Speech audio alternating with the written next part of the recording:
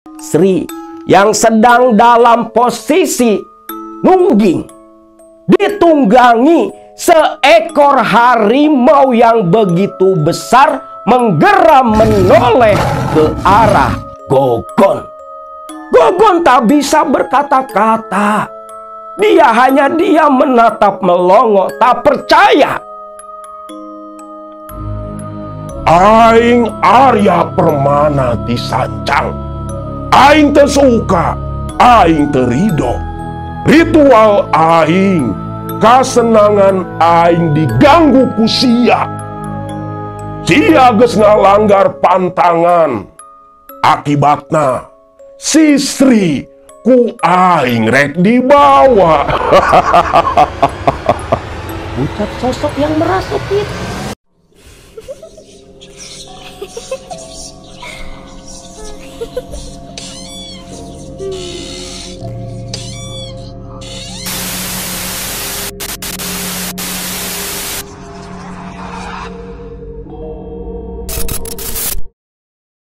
Sebelum lanjut ke cerita, buat teman-teman yang baru ikut gabung dan menonton channel ini, jangan lupa klik tombol subscribe, like, dan share video ini di media sosial kalian agar channel ini bisa semakin berkembang.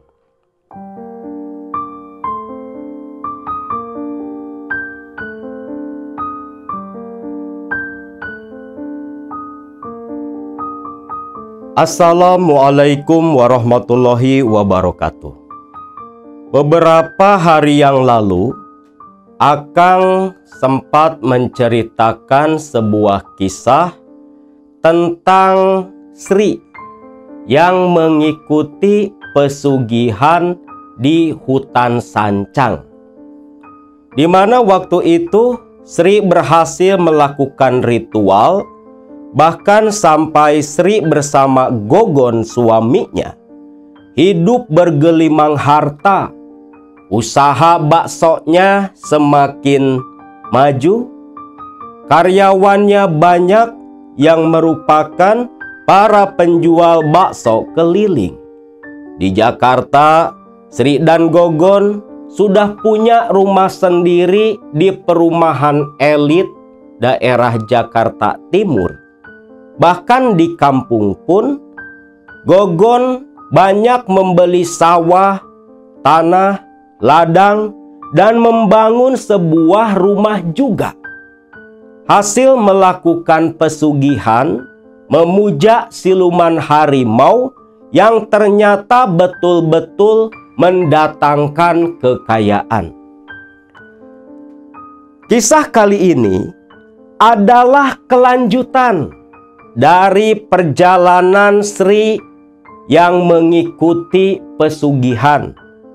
Dan perlu sahabat Baraya semua ketahui, cerita ini disampaikan langsung oleh Mas Gogon, suami dari Sri. Di video sebelumnya, Sri memang sudah kaya raya, hidup bergelimang harta. Sesuai dengan apa yang diamanatkan oleh Abah Karim, si juru kunci yang memandu ritual pesugihan, setiap malam Selasa, di rumah, tepatnya di kamar khusus yang hanya boleh dimasuki oleh Sri. Setiap malam Selasa, Sri selalu melakukan ritual. Sedangkan Gogon disuruh pergi selama malam itu, dan biasanya Gogon pergi ke tongkrongan atau menghabiskan waktu di kontrakan yang dia jadikan pabrik pembuatan bakso sampai pagi hari. Setiap hari Senin pagi sebelum malamnya melakukan ritual, Sri selalu pergi ke pasar, tepatnya Pasar Rebo di daerah Jakarta Timur. untuk membeli keperluan sesaji seperti kembang 7 rupa dan sejenisnya, termasuk 12 tusuk sate kambing setengah matang. Terkadang pula Sri menyuruh Ucok ke Tanah Abang membeli minyak, buhur ataupun dupa sebagai pelengkap ritual. Nah, seperti biasa, Gogon paham betul setiap Senin sore dia sudah harus keluar dari rumah. Si Ucok, karyawan yang dulu mengantar Sri, masih setia mengabdi dan bekerja. Bahkan Ucok waktu itu sudah dipercayai oleh Gogon untuk mengurus 20 karyawan dari mulai gaji dan uang setoran. Karena si Ucok ini yang punya kartu as kesuksesan usahanya Gogon dan Sri. Sekitar jam 5:30 sore, Gogon sudah berganti pakaian. "Pak, jangan lupa, malam ini Mama mau ritual. Bapak jangan pulang sebelum pagi, karena ritual tak boleh diganggu," ucap Sri kembali mengingatkan. Gogon pun hanya tersenyum mengangguk. Toh karena ritual itulah usahanya bisa maju seperti itu. Lalu Sri pun mulai memasukkan semua keperluan ritual ke dalam kamar. Di dalam kamar itu ada sebuah ranjang yang terbuat dari kayu ukir, dipesan langsung dari Jepara, mengenakan kelambu yang bersulamkan benang seperti emas. Begitu indah dan klasik, layaknya tempat tidur putri-putri di keraton zaman dulu. Gogon pun langsung keluar dari rumah berpamitan. Dan sekitar jam 7 malam, ketika orang-orang sedang sholat di masjid, Sri pun memulai ritualnya. Dia bakar 7 batang dupa, ditancapkan tepat di samping sesaji dan 12 tusuk sate kambing. Lalu duduk bersimpuh dengan begitu khusyuk. Sri langsung memejamkan mata dan mulai membaca Sahadat Sunda. Selepas membaca Sahadat Sunda sebanyak 7 putaran, Sri pun lanjut membaca sholawat Jibril. Nah ini, kalau orang awam sepintas, loh, apa yang salah sih? Kan sholawat itu bagus, ibadah. Dan mana mungkin baca sholawat digunakan untuk ritual seperti itu. Bahkan mengundang, mendatangkan jin atau siluman. Perlu kalian ingat, apapun itu tergantung niat. Ketika sholawat dibaca dengan niat untuk mencari kekayaan lewat pesugihan, tentunya bukan ibadah, tetapi hanya sebagai cangkang wadah untuk menutupi kesesatan. Dan tentunya ketika kita membaca sholawat, bukan niat ibadah, bukan niat mengagungkan Rasulullah, bukan menjadi tanda sebagai kecintaan atau bentuk mahabbah kita kepada Rasul, maka bukan pahala yang datang, bukan rahmat yang datang, tapi setan dari golongan jinlah yang akan hadir mendatangi kita. Seperti yang dilakukan oleh Sri. Allahumma sholli ala Sayyidina Muhammad wa ala ali Sayyidina Muhammad. Berulang-ulang, setiap selesai 10 kali membaca sholawat, Sri pun menyambung dengan kata-kata dirinya.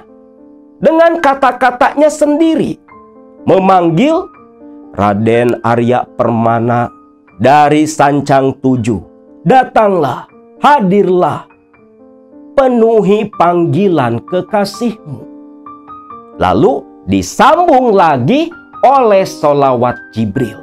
Dan terus seperti itu berulang-ulang sampai muncul tanda-tanda kehadiran siluman harimau Sancang Tujuh yang mengaku bernama Arya Permana, suami goibnya Sri. Sekitar jam 9, tanpa lelah, Sri terus membaca sholawat, mengundang Arya Permana, suami jinnya, agar datang. Mulailah muncul tanda-tanda kehadiran si siluman. Yang disertai datangnya itu diawali dengan bau anyir bercampur bau apek yang menyeruak di dalam kamar ritual. Lalu setelah muncul bau seperti itu, disertai pula dengan suara seperti langkah kaki. Bukan langkah kaki manusia, tetapi langkah kaki harimau menggeram tepat di depan Sri, yang menjadi tanda kalau si siluman, si setan dari golongan jin itu sudah datang. Sri pun lantas langsung membuka mata. Nampaklah nyata di depannya seekor harimau duduk menghadap ke arah Sri, dan seketika wujudnya berubah menjadi seorang pemuda tampan. Selepas itu, Sri paham apa yang harus dilakukan. Karena malam Selasa itu dia harus melayani nafsu birahi si siluman harimau. Dituntunlah Sri menuju ke ranjang ukir itu. Lalu Sri pun mulai menanggalkan satu persatu pakaiannya. Pun terjadi di dalam kamar ritual. Sedangkan di pabrik, Gogon yang sedang berkumpul dengan Ucok sambil mengawasi 6 orang pekerja yang sedang membuat adonan bakso serta mie, berniat menelpon salah satu pelanggan yang memesan untuk keperluan acara di sebuah hotel. Namun ketika meraba-raba tas, aduh, HP ketinggalan, Cok. Ketinggalan di mana, Bos? Di rumah. Tunggu bentar dah, mau pulang dulu ngambil HP, ucap Gogon. Ucok pun hanya mengangguk saja. Gogon pun keluar dari pabrik, bergegas jalan kaki ke rumah. Pikiran Gogon, toh maksud dia cuman mau ngambil HP aja yang tertinggal. Bukan bermaksud mau ngintip atau mengganggu ritualnya Sri. Gogon pun jalan kaki. 10 menit kemudian, hanya terhalang sekitar 3 rumah dari rumah tempat tinggal Gogon dan Sri. Gogon entah kenapa, dia ngerasa kayak ada yang ganjil. Aneh.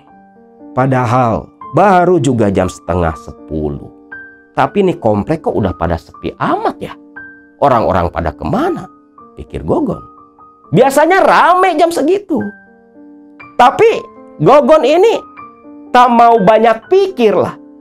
Ketika sampai di depan rumah, di teras, Gogon membuka sandal. Baru saja kaki melangkah naik ke teras rumah, Gogon langsung terdiam. Karena Gogon samar-samar mendengar suara desahan Sri, istrinya. Kayak suara si Sri. Lagi ngapain dia? Bukannya lagi ritual, pikir Gogon. Kalian semua kan tahu, Sri ini gak jujur ke Gogon kalau dia ikut pesugihan kawin sama setan. Taunya cuma ritual doang di Sancang, si Gogon ini. Gogon pun diam dan terus mencuri dengar. Yakinlah, ini memang suara si Sri. Ngapain dia? Rasa curiga mulai muncul di pikiran Gogon.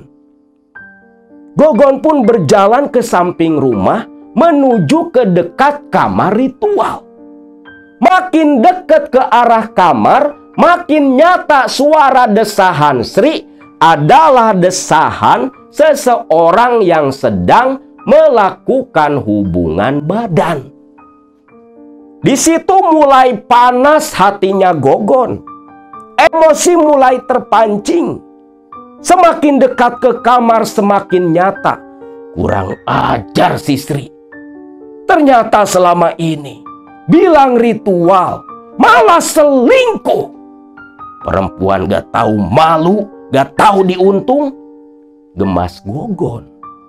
Dengan amarah yang menggebu, Gogon yang memang membawa kunci cadangan bergegas menuju ke pintu depan. Sedangkan Sri di dalam kamar ritual yang begitu gelap masih asyik masyuk berhubungan badan. Anak kunci dimasukkan, diputar, pintu terbuka tanpa menimbulkan suara, bermaksud mau mengejutkan Sri dan pasangan selingkuhnya. Gogon berjalan mengendap-endap menuju ke pintu kamar ritual yang berada di paling ujung lantai bawah rumah mereka. Begitu tiba, tepat di depan pintu kamar ritual yang begitu gelap, Gogon dengan napas ngos-ngosan, muka merah penuh amarah, melihat pintu yang sedikit terbuka, tak dikunci dari dalam. Sekuat tenaga, Gogon pun langsung menendang pintu sampai terbuka, menimbulkan suara begitu keras. Lekas sigap Gogon menyalakan saklar lampu di samping pintu. Begitu lampu dinyalakan, suara geraman langsung terdengar begitu kencang. Gogon berdiri melongo terpaku. Sri yang sedang dalam posisi nungging ditunggangi seekor harimau yang begitu besar menggeram menoleh ke arah Gogon. Gogon tak bisa berkata-kata. Dia hanya diam menatap melongo, tak percaya.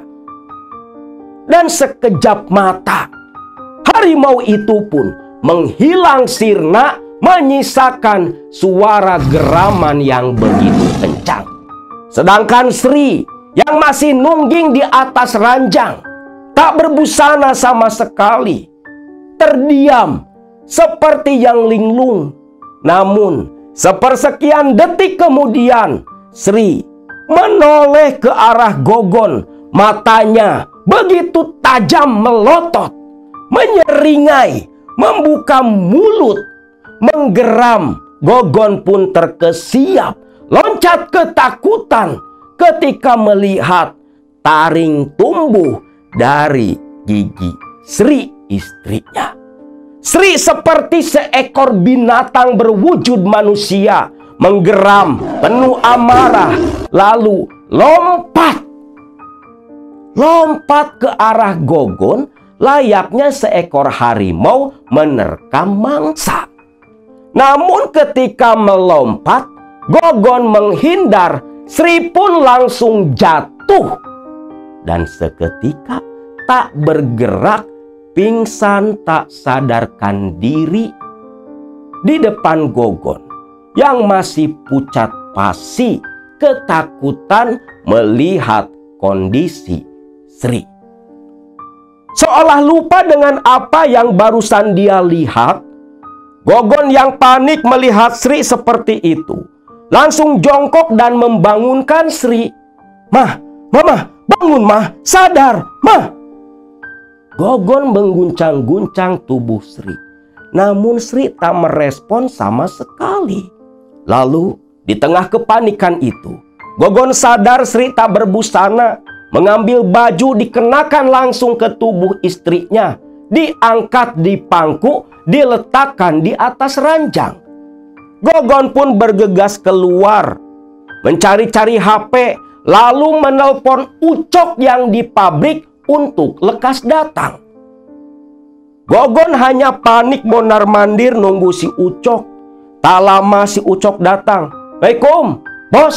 Ada apa, bos?" "Aduh, Cok, cepat ke sini, Cok." "Loh, ada apa?" "Itu istriku." "Loh, Bu Sri kenapa, bos?"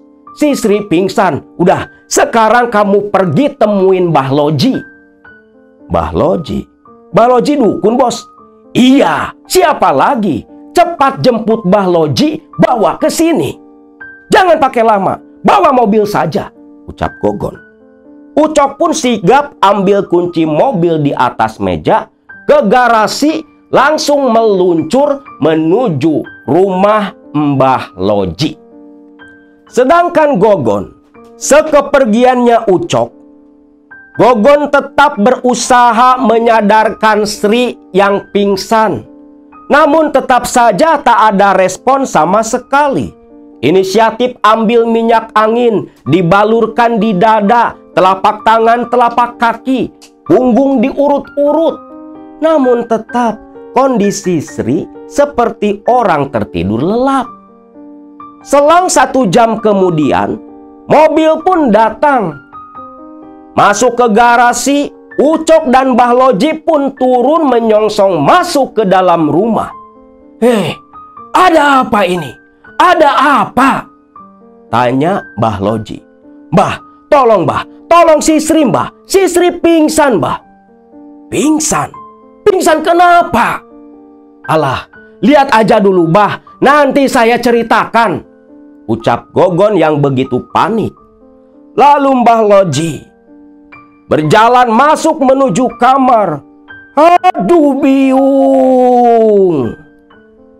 Bagaimana si Sri bisa seperti ini? Bukannya ini malam ritual?" Iya, Mbah. Pokoknya sekarang bantu si Sri, Mbah. Biar dia sadar, Mbah." Aduh. "Ya sudah, ambilkan korek api," ucap si Mbah Loji. Gogon langsung mengambil korek api di ruang tamu, diserahkan ke Mbah Loji. "Kalian tunggu di sini, tutup pintu kamar dan pintu depan, cepat." Ucok lari menutup pintu depan, lalu berlari kembali masuk kamar. Pintu kamar pun ditutup. Ucok duduk bersila di samping Gogon yang panik, sedangkan Mbah Loji langsung membakar dupa, mendekati tubuh Sri yang tergeletak lemas di atas ranjang dan mulai membaca jampi-jampi untuk memulihkan kondisi Sri.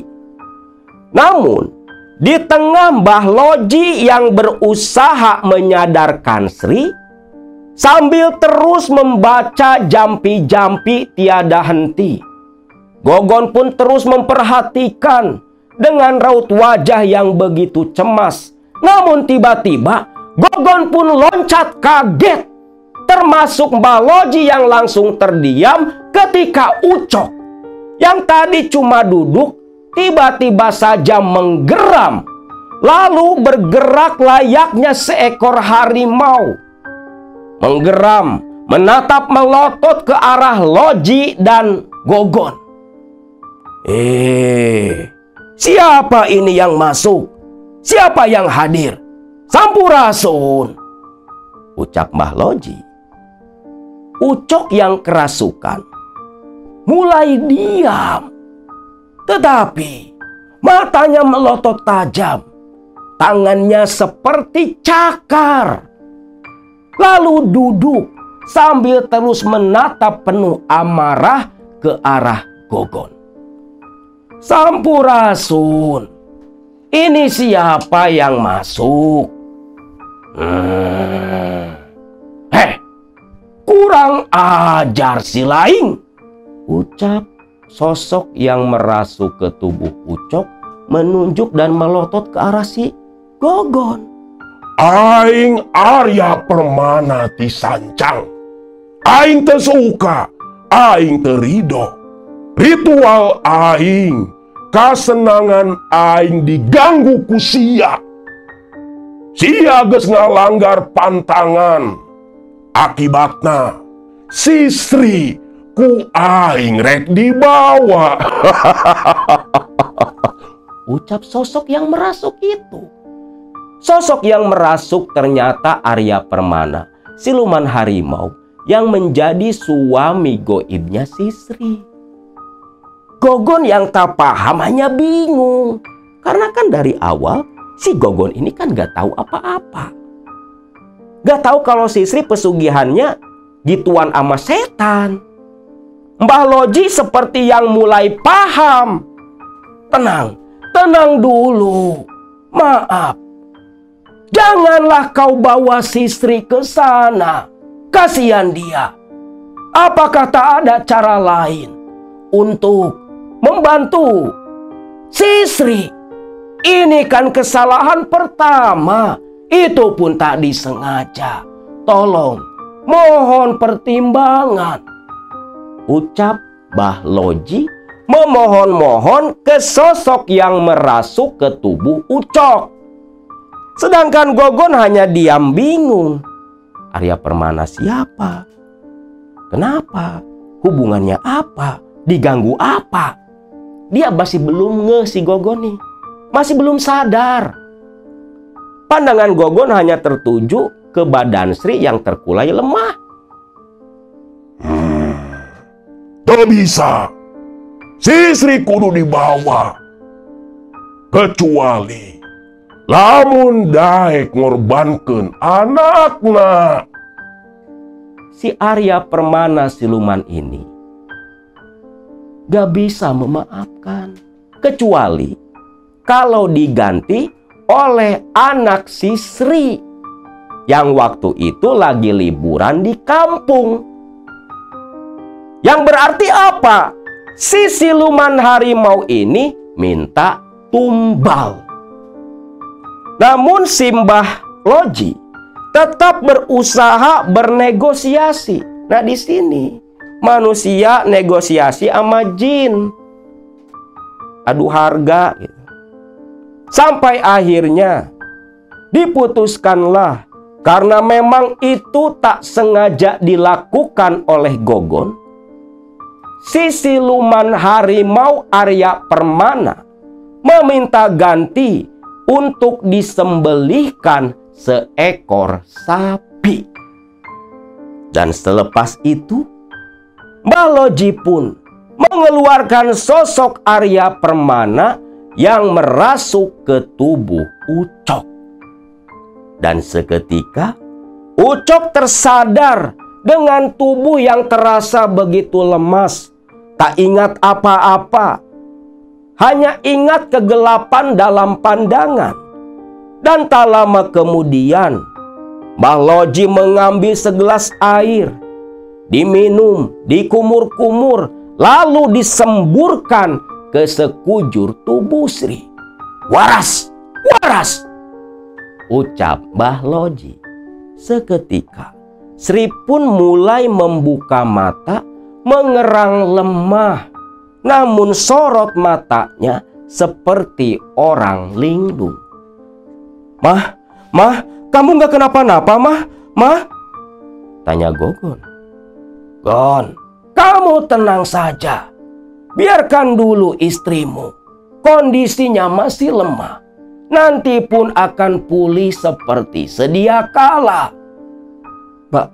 Baik, Mbah. Tapi sebenarnya ini apa yang terjadi, Mbah? Kenapa si Sri bisa seperti ini? Lalu ritual macam apa si Sri ditunggangi oleh harimau, Mbah. Nah, di situ Mbah Loji pun menjelaskan pesugihan apa sebenarnya yang dilakukan Sri istrinya. Mengetahui kalau Sri melakukan pesugihan menikah dengan siluman harimau, kagetlah Gogon seketika. Tak sangka 5 tahun Gogon dibodohi oleh Sri. Ternyata setiap malam Selasa si Sri bersepuh dengan dalih ritual bersama siluman harimau yang menjadi suami goibnya. Sudahlah Gogon, toh hasilnya kan kamu juga yang menikmati.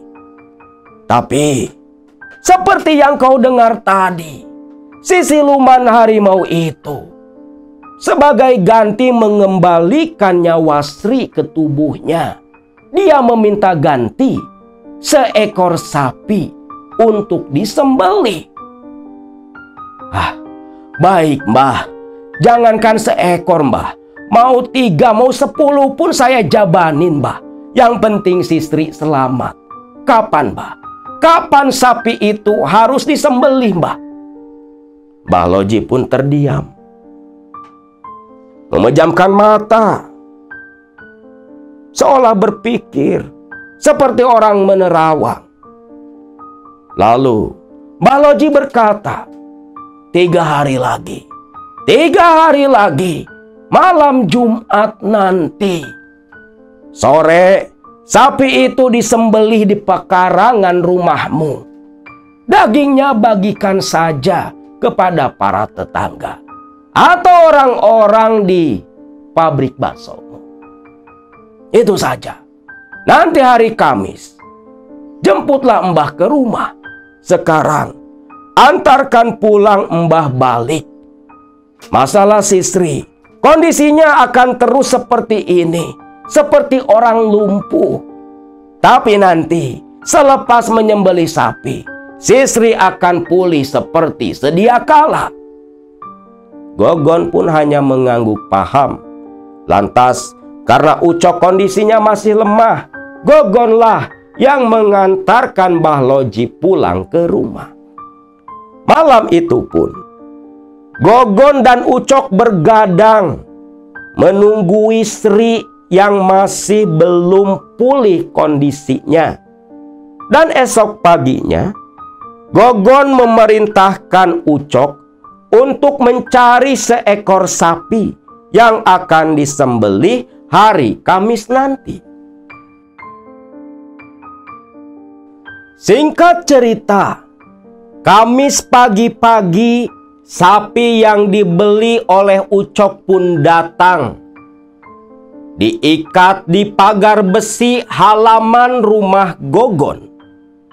Lalu jam 4 sore, Mbah Loji pun dijemput oleh Ucok. Para karyawan Gogon pun berkumpul di sana, menyaksikan acara penyembelihan sapi di sore hari yang memang tak lazim dilakukan. Terlebih, karyawan Gogon sendiri pun heran. Baru pertama kali lihat orang mau nyembelih sapi, tapi bakar dulu dupa. Ketika dupa selesai dibakar, asapnya digunakan mengelilingi tubuh sapi, lalu ditancapkan di tanah. Sapi pun langsung diikat dan diletakkan di atas tanah, tepat di atas lubang untuk menyembelih batang leher sapi. Seketika, dengan golok yang begitu tajam, selepas membaca doa atau mantra, Mbah Loji langsung menyembelih sapi itu. Ketika sapi disembelih, Sri di dalam kamar yang terbaring lemah menjerit, membuat Gogon lari masuk ke dalam. Ketika membuka pintu kamar, Sri terlihat duduk di ranjang seperti orang linglung dengan napas yang tersengal-sengal. Gogon mendekat. Sri, kamu gak kenapa-napa? Mas Gogon, ucap Sri. Tak lama Mbah Loji pun datang nyusul ke dalam. Mbah, ini si Sri udah sadar, Mbah. Ya, Mbah tahu.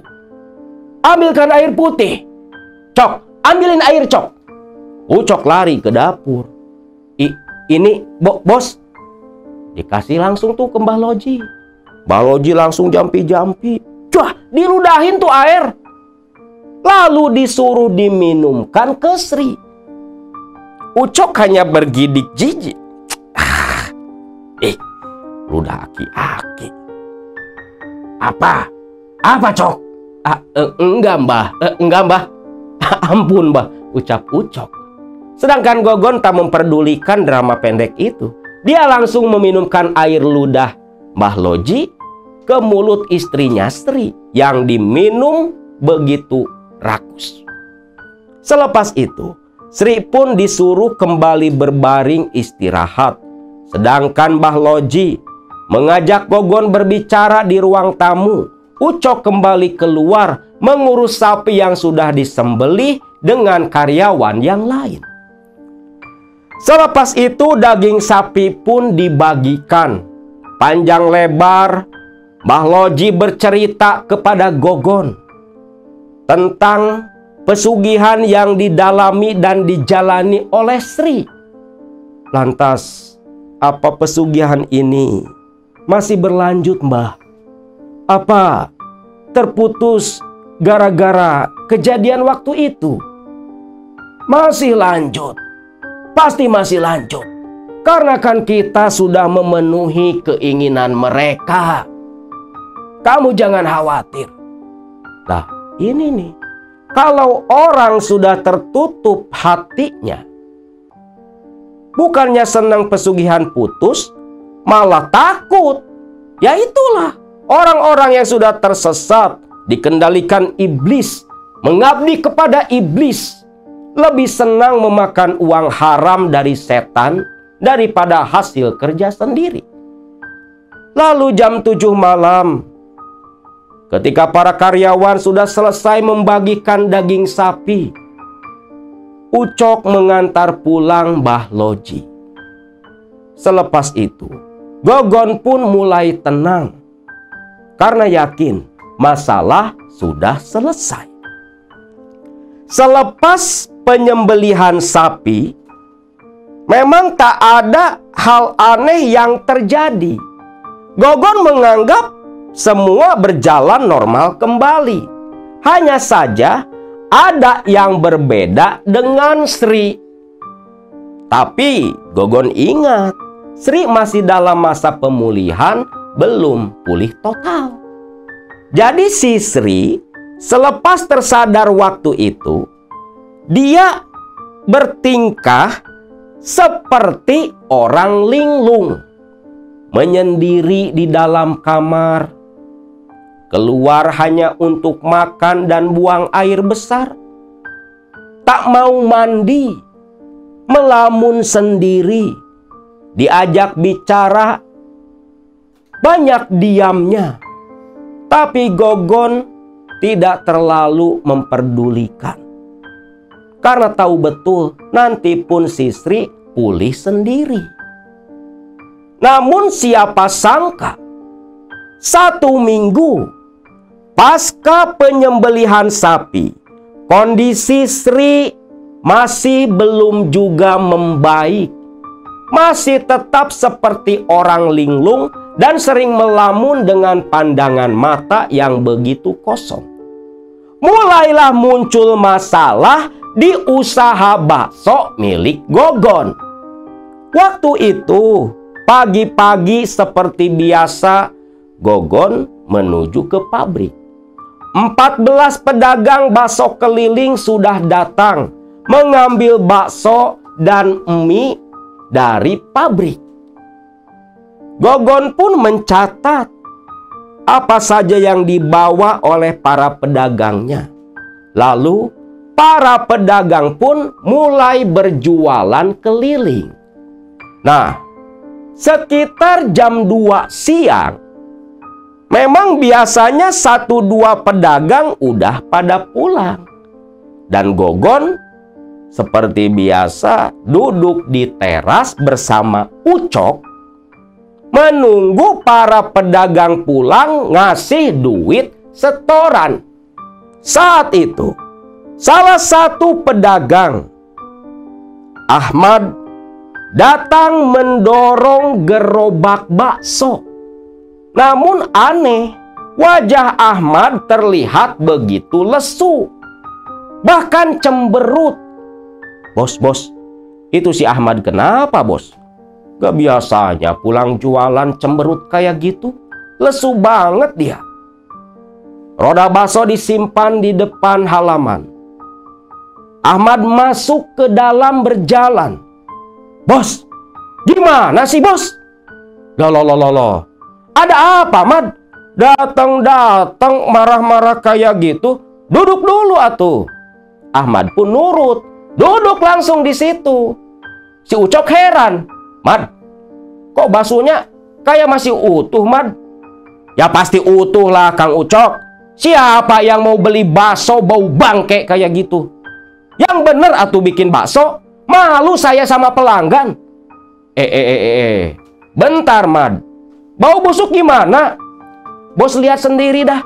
Tuh bakso semua bau bangke. Cium sendiri, bos. Gak ngerti saya juga. Dari pabrik bakso bagus sampai lokasi tempat jualan, tuh bakso bau bangke semua. Dikomplain saya sama pelanggan, bos. Malu lah, ucap Ahmad ngamuk-ngamuk. Gogon yang penasaran sama si Ucok langsung jalan ke roda. Betul saja, semua bakso bau bangke. Bos, kok bisa, bos? Bakso bau bangke kayak gini, bos? Aneh. Kenapa ya, Cok? Padahal kan daging sapi segar yang kita pakai. Kenapa baksonya jadi bau bangke? Di tengah kebingungan mereka berdua, satu persatu pedagang pun pada pulang berdatangan. Dan yang membuat Gogon bingung, 14 pedagang mengeluhkan hal yang sama. Bakso dari pabrik bagus, tapi nyampe ke tempat mereka jualan semua bau bangke. Gogon pun jadi bingung tak bisa berkata-kata. Ketika para karyawan menuntut, karena resikonya pelanggan bisa lari ke penjual bakso lain. Terlebih di Jakarta persaingan begitu ketat. Adu kualitas, adu magic pula. Sudah. Mungkin ada kesalahan di pabrik. Kalian sekarang pulang saja. Tapi bos, masa kita seharian nggak dapat duit? Ganti rugi dong, bos. Ini kan kesalahan, bos. Aduh, Cok, kasih semua cepet-cepet dah. Ya, gini bos. Alah udah, kasih aja kasih. Akhirnya Ucok pun ngeluarin dompet. Cepet. 1.400.000 tuh. Cok, sekarang kita ke pabrik. Apa-apaan si anak-anak? Kerja gak bener kayak gini. Rugi kita. Baik bos, berangkatlah ke pabrik. Namun sampai ke pabrik, orang-orang di pabrik yang kerjanya bikin bakso pun heran. Karena pekerjaan sesuai SOP lah intinya. Seperti biasa, gak ada yang aneh-aneh. Namun Gogon langsung menyuruh Ucok mengecek freezer, tempat penyimpanan daging. Begitu freezer dibuka, aduh, bos, sini bos, ucap Ucok. Gogon pun lari diikuti karyawan. Begitu menengok, kaget semua orang. Daging sapi yang baru dibeli 2 hari lalu sudah busuk dan dipenuhi belatung di dalam freezer. Aneh. Belatung dari mana? Dan mana mungkin bisa hidup dalam suhu dingin seperti itu? Gogon pun tak habis pikir. Bos, ini ada yang gak beres, bos. Pasti ada yang usil sama usaha kita, bos. Bisa jadi, Cok. Bisa jadi. Kalian semua tahu sendirilah. Saingan usaha di Jakarta begitu ketat. Bukan masalah kualitas saja. Magic pun diadu kita. Terus, gimana, bos? Cok, gak ada jalan lain, Cok. Sekarang, kita temui Mbah Loji. Cuma Mbah Loji yang bisa nyelesain masalah ini. Ucok pun mengangguk paham. Lalu, berangkatlah mereka menuju ke rumah Mbah Loji. Namun, ketika sampai di rumah Mbah Loji, bukan Mbah Loji yang menemui mereka, tetapi anak menantunya. Loh, Mbah Loji kemana? Ini Mas Gogon? Iya, saya Gogon, langganannya si Mbah. Mbah Loji kemana? Mas, si Bapak 7 hari lalu meninggal, Mas. Hah? Meninggal? Meninggal gimana? Bukannya seminggu lalu habis dari rumah? Tanya Gogon kaget dan bingung. Mas, duduk dulu saja, duduk dulu, ucap menantu Mbah Loji. Gogon pun duduk. Kenapa? Kenapa Mbah Loji meninggal? Kenapa? Beliau kan sehat. Mas Gogon, sepulang dari Mas Gogon waktu itu, si Bapak sering muntah-muntah setiap malam, Mas. Lalu, satu hari, Bapak meminta saya dan istri agar jangan mengganggu Bapak di kamar tempat nyepen. Ya, saya kira mungkin Bapak mau puja semedi atau ritual. Itu kan sudah biasa. Tapi, Mas, tengah malam, Mas, saya dan istri terbangun kaget mendengar suara Bapak ngejerit. Teriak kesakitan dari kamar. Kami berdua pun lari masuk ke dalam. Bapak sudah tergeletak kejang dengan mulut bersimbah darah, Mas. Mendengar itu, Gogon pun kaget tak menyangka. Tak mengerti bagaimana itu bisa terjadi kepada Mbah Loji. Kok bisa? Mbah Loji, kenapa? Entahlah, Mas.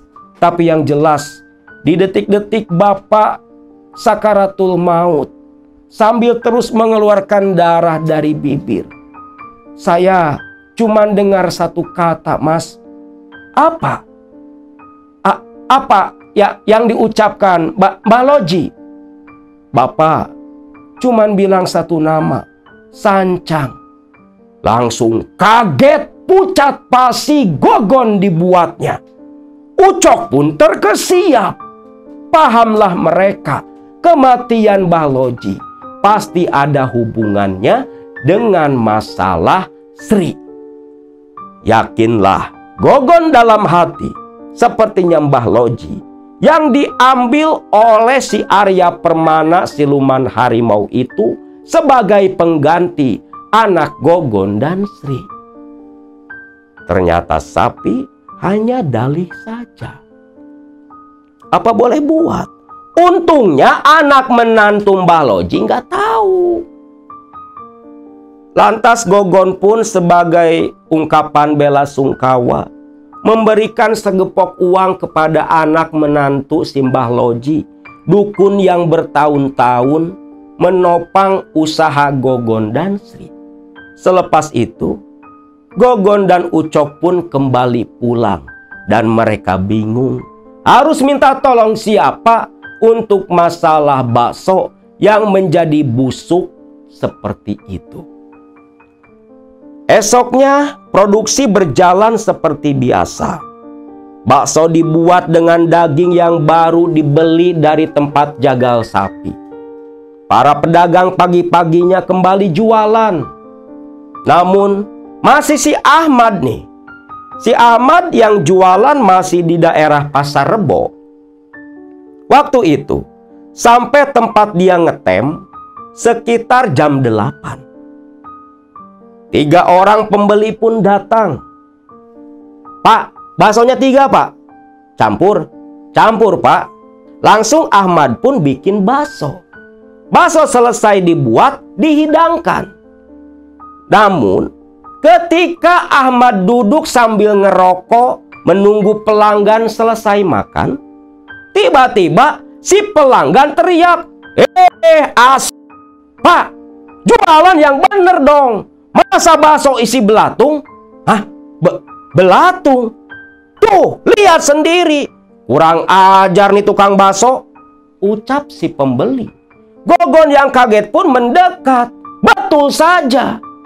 Ketika bakso besar yang sudah dibelah bukan daging sapi isinya, tapi belatung-belatung putih bergerak menjijikan.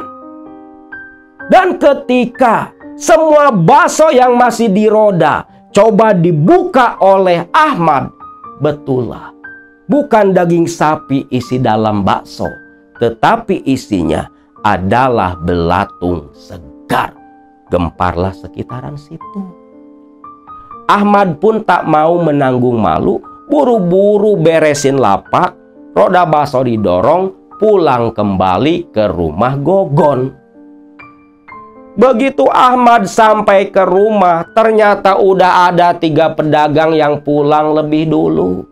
Dengan keluhan sama, isi bakso bukan daging, tapi belatung. "Bos, jangan kayak gini terus atuh bos. Ikhtiar, cari dukun ke, ustadz kiai atau apa ke. Kan banyak di Jakarta bos. Ini pasti diteluh orang bos, diguna-guna," ucap seorang pedagang asal Ciamis. Gogon pun hanya diam. Tapi Gogon justru pikirannya bukan ke masalah guna-guna, tapi masalah pesugihan mereka. Karena si Mbah Loji mati. Gogon pun akhirnya menghentikan dulu produksi bakso. Mau tak mau para pedagang pun diistirahatkan sementara. Dan selama istirahat itu, Gogon pun mencari-cari orang pintar untuk membantu memulihkan kembali usahanya. Ditambah lagi, usaha bakso bermasalah, pelanggan dah pada lari, dagangan jadi sepi, kondisi si Sri malah makin parah. Kondisi Sri malah seperti orang gila. Terkadang setiap malam jerit-jerit sendiri, tertawa, nangis, ngamuk-ngamuk, lempar-lempar barang di dalam rumah. Gogon pun bingung dibuatnya. Dan anehnya, setiap orang yang dimintai tolong menyelesaikan masalah baksonya, tak ada satupun yang bisa membantu. Uang sudah habis entah berapa juta, bayar paranormal, dukun, dan sejenisnya. Namun tetap saja bakso tak pernah jalan. Tak pernah benar. Masih saja bau busuk atau ada saja kendala lain. Akhirnya Gogon pun menghentikan dulu usaha, fokus ingin menyembuhkan Sri istrinya. Ucok sendiri, dikarenakan memang sudah tak ada pekerjaan, pamitan kepada Gogon untuk pulang kembali ke Garut, kampung halamannya. Gogon tak bisa melarang, karena di rumah pun gak ada kerjaan. Para pedagang dan karyawan lain pun sama. Ada yang memilih pindah majikan, ada yang memilih mencari pekerjaan lain. Kontrakan yang dijadikan tempat produksi bakso sudah terbengkalai, tak diurus lagi oleh Gogon. Gogon selalu membawa Sri menuju dukun, mendatangi paranormal, ustadz kiai, Tapi semua tak ada yang bisa menyembuhkan Sri. Bahkan sempat Sri dibawa ke sebuah tempat rehabilitasi pondok pesantren di sebuah perkampungan di Jawa Barat. Dirawat di sana selama 40 hari. Tapi yang terjadi bukannya sembuh, uang habis puluhan juta, tapi yang ada Sri kondisinya malah makin parah. Sampai akhirnya Sri yang kondisinya seperti orang gila saat itu sudah 6 bulan berjalan. Usaha sudah hancur, uang sudah mulai menipis, motor mobil sudah dijual buat biaya berobat. Hanya tersisa tabungan sekitar 40 jutaan saat itu. Begitu cepat harta yang menumpuk habis terjual. Di kampung saja hanya tersisa rumah yang ditempati anaknya. Lalu satu saat ada kawan Gogon, semasa Gogon susah dulu, datang berkunjung. Melihat kondisi istri kawannya itu, teman si Gogon nyaranin buat nemuin seorang sesepuh di daerah perkampungan Jawa Barat perbatasan Jawa Tengah. Gogon awalnya ragu, namun kawannya ini meyakinkan karena pernah bawa pasien orang stres, dirawat di sana sembuh. Dibawalah nih si Sri ke orang itu. Ternyata seorang ustadz di perkampungan. Dia tak buka praktek, tidak jadi paranormal, tapi kalau ada orang minta tolong selalu dilayanin.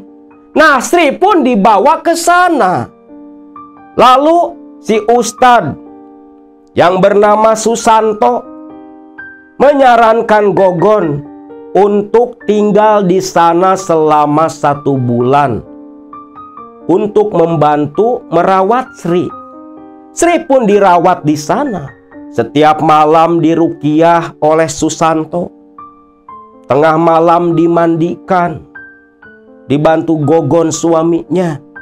Dan berangsur-angsur kondisi Sri mulai kembali pulih. Sampai genap 1 bulan, Sri sudah berhenti tertawa, menjerit dan menangis sendiri. Sudah bisa diajak ngobrol. Hanya tinggal memulihkan kondisi fisiknya yang memang kurang makan. Lalu di situ Ustadz Susanto pun bertanya, apa awal penyebab Sri menjadi seperti itu? Karena selama meruqyah Sri dan selama Sri tinggal di sana, Ustadz Susanto seringkali mendengar, bahkan melihat seperti bayangan harimau yang entah datang dan pergi dari mana. Kepalang tanggung Gogon pun cerita. Akhirnya di situ Ustadz Susanto pun menasehati Sri dan Gogon agar jangan sekali-kali hanya demi mencari harta kekayaan sampai rela menggadaikan akidah, mengabdikan diri dan menjual jiwa kepada antek-antek iblis. Karena seislami apapun kemasannya, seislami apapun bungkusnya, yang namanya pesugihan tidak ada yang bisa dibenarkan. Mas Gogon, Mbak Sri, harus kalian jadikan pelajaran. Pelajaran hidup berharga ke depan. Jangan sekali-kali mendatangi dukun, ritual mencari kekayaan, walau disebut pesugihan tanpa tumbal, pesugihan putih, atau apapun yang disebutnya. Bahkan ada yang bilang pesugihan jalur kanan. Yang namanya mencari kekayaan instan dengan cara-cara seperti itu, tak ada pembenaran. Tak bisa dibenarkan pula yang namanya bersekutu dengan jin, hanya akan mendatangkan kerugian. Di situ Sri pun menangis. Gogon hanya diam, menyadari semua kesalahan. Dan selepas itu 2 hari kemudian, dirasa Sri cukup dan kondisinya sudah pulih. Gogon dan Sri pun pamitan sambil dalam hati. Gogon bertekad lebih baik hidup sederhana dari hasil usaha yang halal daripada kaya raya hasil memuja setan. Nah, itulah kisah perjalanan Sri, istri Mas Gogon, yang menjadi pemuja siluman, pemuas nafsu siluman harimau dengan imbalan harta kekayaan, yang pada akhirnya Mbah Loji jadi korban mati selepas menyembelih sapi. Harta semua habis tak tersisa, bahkan rumah pun tergadai. Gogon dan Sri pun kembali ke semula, ngontrak rumah petak, meniti kembali usaha berjualan bakso keliling seperti dulu kala, hanya saja di lokasi yang berbeda. Dan buat kalian pengikut, pendengar setia, perlu jadi catatan untuk kalian. Mungkin ada di antara sahabat, teman-teman Baraya KMS yang mungkin bertanya-tanya, bukannya hutan Sancang adalah tempat sakral, tempat moksanya leluhur kita, Eyang Prabu Siliwangi, yang terkenal arif bijaksana di zamannya. Lantas kenapa malah berubah? Lokasi-lokasi di Sancang ada yang dijadikan tempat pesugihan. Semua pasti bertanya-tanya kan? Nah, di sini Akang mencoba menjelaskan sesuai dengan pengalaman yang Akang punya. Sebuah tempat yang dianggap keramat, disakralkan, tentunya selalu berpasangan. Ada yang baik dan ada yang jelek.